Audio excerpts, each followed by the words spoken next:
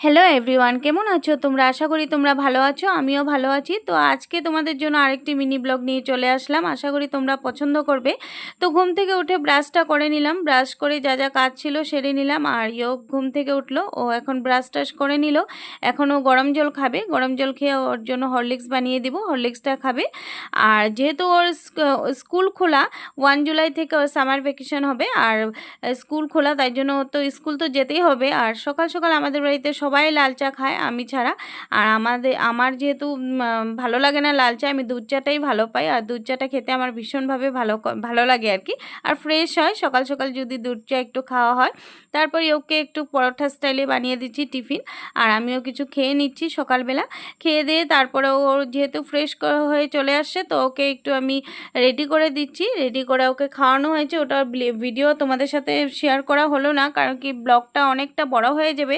তার জন্য সামান্য সামান্য কিছু কিছু যে ক্লিপ তোমাদের সাথে শেয়ার করা হয়েছে। আর এটা প্রত্যেক দিন মারই ডিউটি, একটা বাচ্চাকে কিভাবে রেডি করা।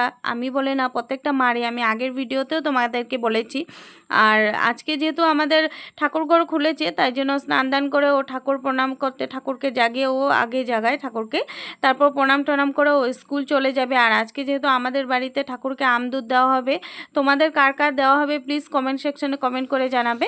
আর এখনও স্কুল চলে গেলেও, আর আমি এদিকে স্নান দান করে আসলাম। আর এখন দেখো কতটা ফুল পেয়েছি আমাদের গাছের।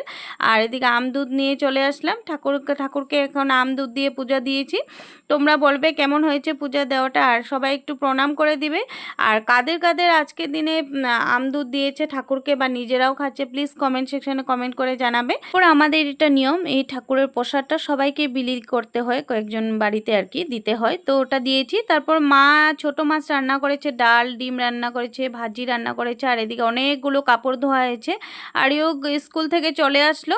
তো ফাইনালি এখন আমরা লাঞ্চ করতে বসে গেলাম। আর যেহেতু মাছ খায় না, ওর জন্য ডিম রান্না হয়েছে।